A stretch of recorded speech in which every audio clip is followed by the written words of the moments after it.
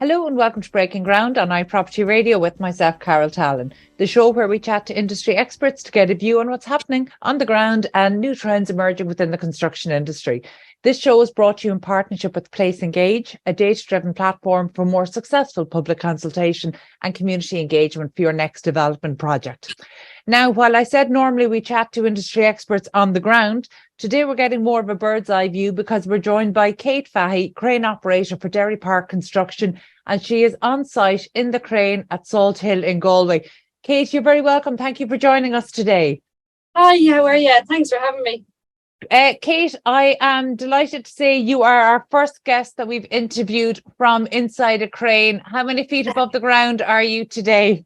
I'm about 130 or 135 feet. Excellent. And you're over Salt Hill, having no doubt one of the best views in Ireland. Kate, most people will be familiar with you. You have absolutely caused quite a stir, not just in Ireland, across the Irish construction industry, but globally. So is it true that you are one of the first female crane operators in Ireland?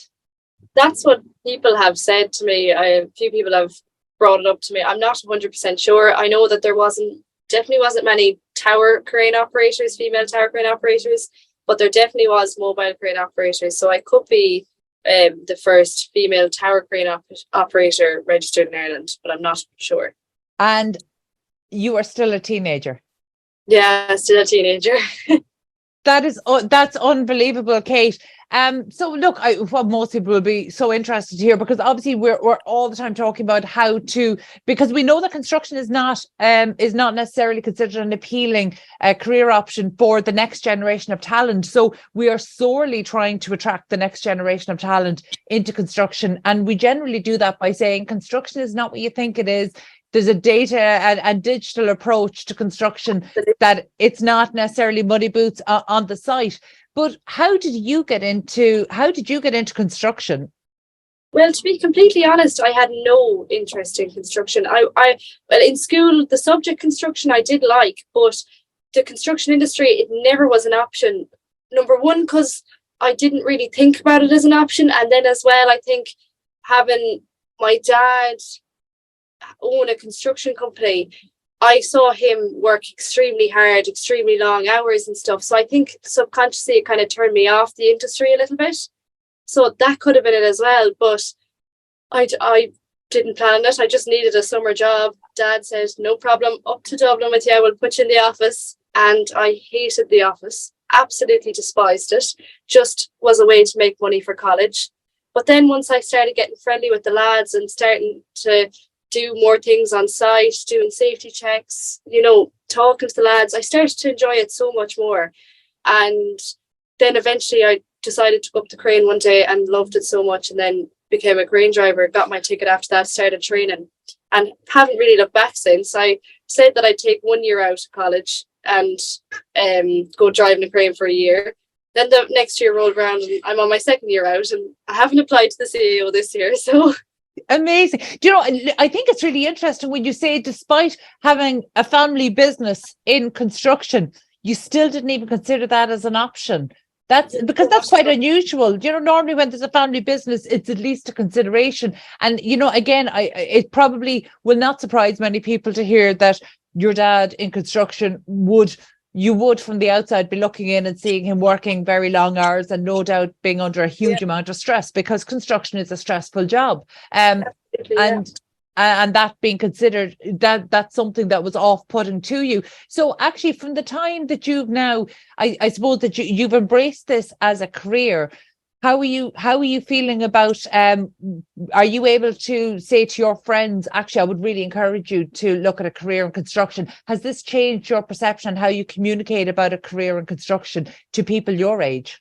Absolutely. I remember when I was in Leaving Cert, I couldn't understand girls going off and doing engineering or architecture when they never did engineering in school or construction in school. I couldn't understand it at all, and when they wouldn't have had it in the family. But now I do, because I can see how it could be a little bit appealing if you just did that small little bit of research into it.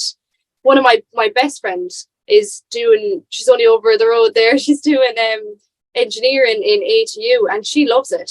And if you saw her, I'd say majority of our year in school wouldn't have said, oh, yeah, she's going to become an engineer. But I guarantee you she's going to be an absolute brilliant engineer, and she really does enjoy it. It's amazing, actually. It's one of those things that, and I say from having a daughter just a few years older than you, that actually the career options have really changed, from say 20, 25 years ago. But there's still an element of, I've heard it's patronizing to say that if women don't see it, they can't become it. But actually, it is difficult to think about careers if you don't know what they are. And one of the things that we've discovered through kind of looking at the modern methods of construction and looking at through that lens to see how can we encourage the next generation of talent into the industry, irrespective of what position they are going to be at in the industry. It's trying to educate them on what a career in construction actually looks like. So when you were in Leaving Cert, did you have a career guidance teacher explain what the different roles in construction? No, I think there is still a very, very old-fashioned view on construction that it's just on site and that's it. I mean, there's engineers, health and safety, all this sort of stuff that's you can go to college for. But then there's also apprenticeships. There's driving a machine what I'm at. There's so much, and it's not talked about. I remember when I was in school, there was someone coming in to speak with us from Solis, and the girls weren't allowed go. We weren't allowed go because you're only trying to get out of class. Why would you want to go? Now, we could have very well been trying to get out of class, but at the same time, you never know. One of us could have been sitting there and said, do you know what, actually, that could be something I'd look into. And we weren't allowed to go. The lads were let off and the girls were sent back to class. And that's the way it is. And our school wouldn't be the only one in that situation, I'd say. I think it's just a general view within households, schools, everywhere. So we're saying that gender bias isn't something that happens at the level of entering the construction industry. It's happening at a much earlier stage, whether it's absolutely the toys we give kids, or I know in the coming weeks, we're going to be interviewing a lady on the show here who writes children's books about girls who build. So again, It's about changing the narrative from a really early age, not even secondary school, but primary school, and even for toys for children, gender neutral toys for children at an earlier age. But look, now that you're in and you're on site, what does a typical workday look like for you? Typical workday, it's quite simple. I think people are just so fascinated. Like, I always laugh when people say the first question I get asked is, how do you get up? I'm like, what do you mean, how do I get up? I have to climb up. So people, as simple as that, people don't understand. But I come in at 7:00, just to come up, fill out a form at the start of the week to inspect the crane, climb the crane, get it all set up, grease the crane, and work away for the day then. How long does it take for you to climb up? Depends on my mood. Normally, for climbing up, if I'm taking breaks in between the ladders, about 6-7 minutes. Okay, so to be fair, that's a fair climb up and down. When you're in the crane, are you on duty from a health and safety point of view? How are you working with people on the ground, and how do you factor in breaks and safety? So I work from 7 until 10, and then I have a half-hour break at 10, and then I work from 10:30 until 1:30, and then back on duty at about 2, and then we finish normally around 5-6 o'clock, depending on how busy the day is going. But just throughout the day, I think actually I've really enjoyed the crane for the simple reason is I get to work with a lot of the trades on site, a lot of the subcontractors. I'm lifting materials for everyone, so I'm learning all the time. And you wouldn't think it. You think someone just driving a machine, they're just driving away up there, But it's actually quite educational now. We'll say, shutters, everything. When you're doing anything, you just keep learning. I presume you have to be very good at communication when you are 130 feet away from the people that you're directly serving. Yeah, absolutely. I have my radio here, and Paul is my banksman, and he does be chatting away to me on it. And a lot, especially particularly on the site I'm on at the minute, a lot of the lifting is blind, so he has to be on the radio the whole time. But normally when I can see if it's lifts on the roof or in the courtyard here, down below me, it's fairly okay, you know, I can see. But when it's blind, the communication is very important. Like, it's just keeping my ears peeled for Paul the whole time.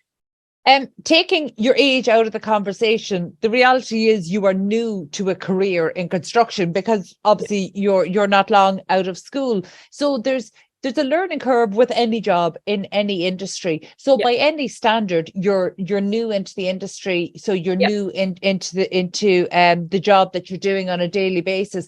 And this is one that carries a huge amount of responsibility.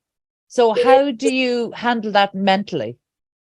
I think I probably don't think as deep into it as I should. Like, I just think, okay, when you're lifting, concentrate, make sure there's no one under a lift, and we should be okay. You know, we do always tell the lads, we have toolbox talks repeatedly about lifts, the safety lifts. Lads know not to walk under the crane, but if I see someone walking under or going near it, I'll stop and then wait for them to pass, and then I'll go again. So I am mindful of never holding a lift over someone's head, and that's the only thing you can really be mindful of. When you're lifting them, be careful, really listen out for Paul, because he's my eyes, really.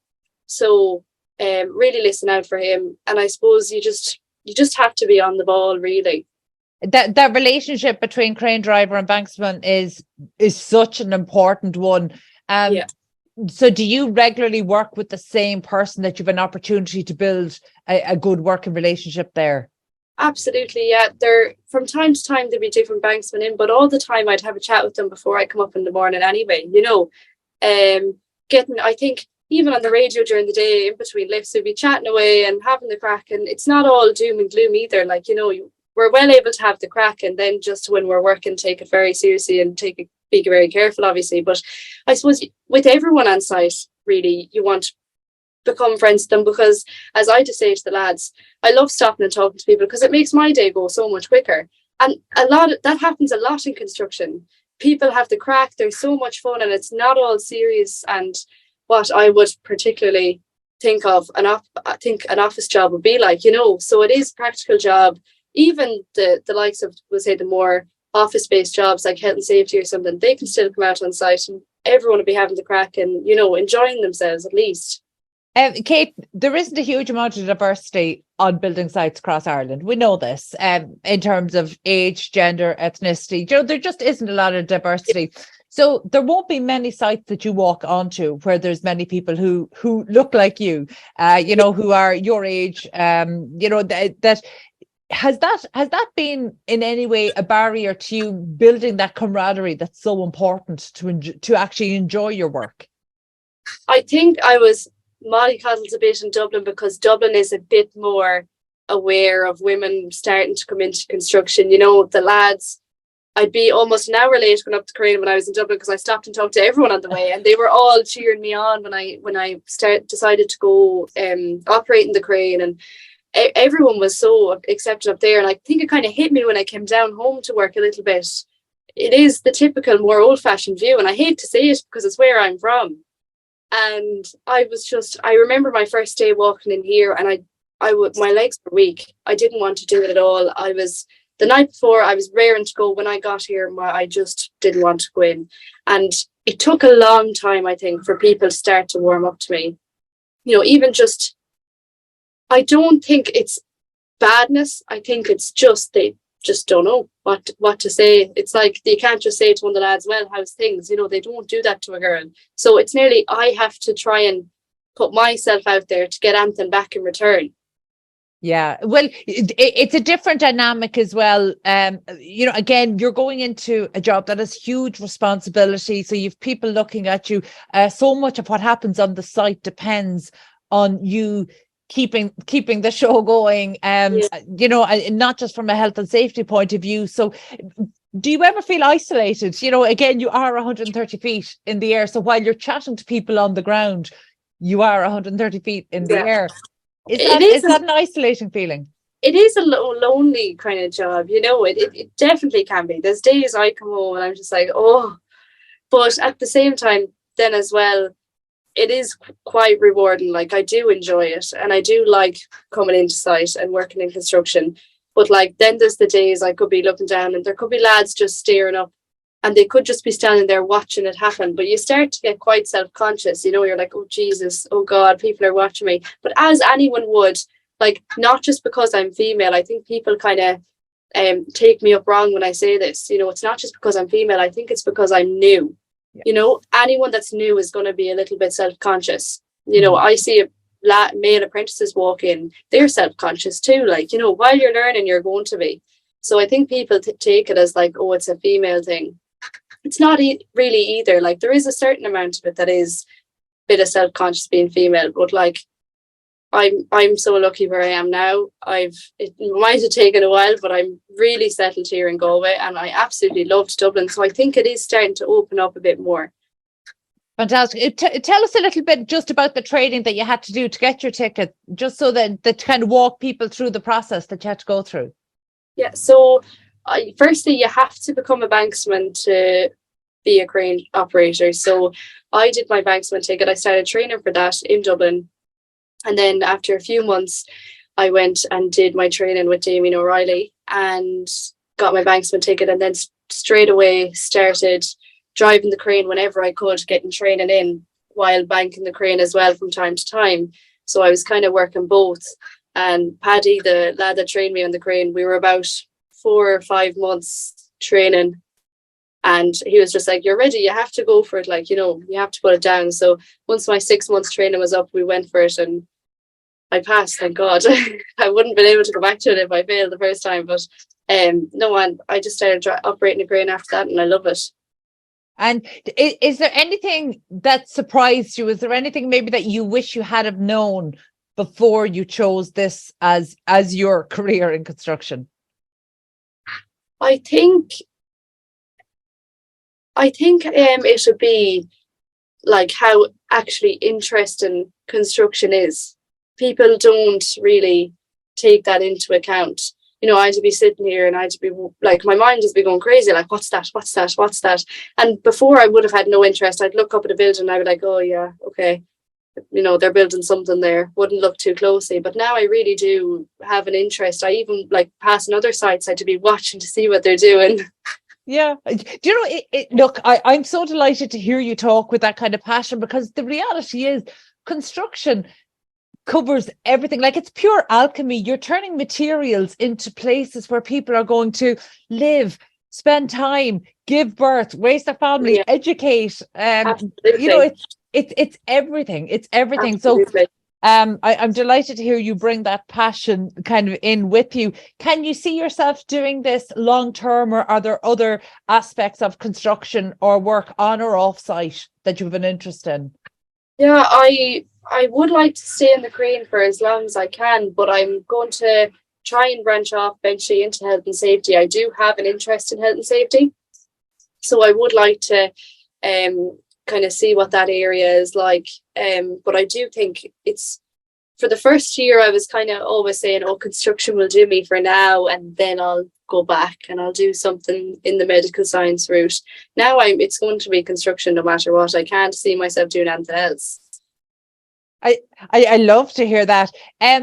What do you know now that could help other people who at any stage of their career, whether they're still in school or they've started another career and it's not fulfilling them at any level, but that might be considering a move into construction? What would you tell them? Well, I think that when you go into the construction sector, there's always more. There's always something more to do. But say I'm in a crane now, but I can go and do health and safety. I know lads who've have worked 10, 15 years as an electrician, and then they've got their health and safety degree, or they've gone and done project management, or they've done courses to upskill themselves, and they're foreman, or they're this or they're that.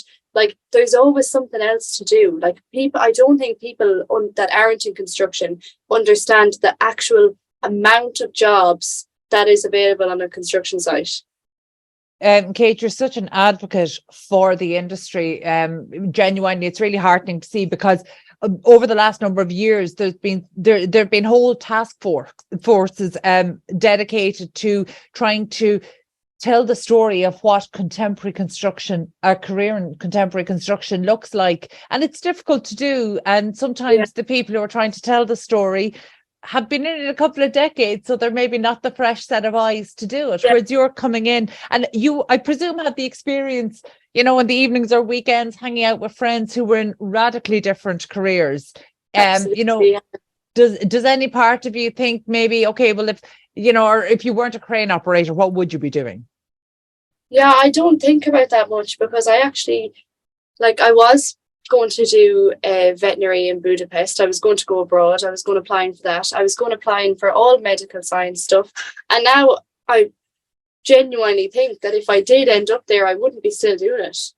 I wouldn't have stuck it out. So I just think people have to do their research and don't just look over construction. I think a lot of people look over construction and just go to the typical jobs, you know, but I think as well, not just females, males need to be encouraged and educated about it too. I think there's a lot of pushing females, and absolutely we need to push females, but the males need to be educated too, because there is males out there that aren't getting educated on it either. I think that's a great point. Before we finish up, Kate, just again, as I mentioned, there's not many people who start their workday by climbing 130 feet in the air up a ladder. Are there any kind of characteristics that make maybe somebody suitable to spend their days as a crane operator? I think the heights thing, obviously. I think so many people, I don't think about it because I'm not afraid of heights, and I was never afraid of heights. I don't know why. So I kind of get baffled by how people could actually be afraid of heights. I'd go out the back of the crane there and there'd be no bother me. I love looking around. I love being up so high. I'm so nosy. But I think just being a good communicator, being able to concentrate as well. And I think just being kind of a little bit more driven. I know the construction, they're long days. That's the only negative I have to construction at the minute, the long days, the early mornings. But I really enjoy it, and you know, it's not the worst job, honestly. I think if anyone could decide to go into construction, it's like I'd be seriously encouraging them to look into it. So really all they need is buckets of energy, focus, and a sense of curiosity. I love that. Absolutely. Kate, before we leave you today, can you give us a look at your view? I can, of course. Show you now. Actually, you can show us around. Wow, over Salt Hill, people will be familiar with that that view. I'll bring you at the back here. You might be able to see the Ferris wheel in the distance. Fantastic. So like Galway, you can see right across Galway. Then you might be spending your day in a small space, but you definitely have the view of the sky. And absolutely amazing. Kate, thank you so much for joining us today. That's an absolutely fascinating view. As I mentioned, you're an absolute advocate for newcomers coming into the industry. And I love hearing that passion, because that's exactly the kind of passion that we need the next generation of talent coming in with, because that's what's going to not just drive the industry forward, but kind of bringing in new ideas. And this is how change happens as well. So I'm so delighted, and genuinely I think you're a wonderful advocate for the industry. So thank you so much for joining us. I'm conscious that we've taken your whole break for today, but we genuinely appreciate it. And thank you so much for sharing the view that you get to enjoy every day. That was Kate.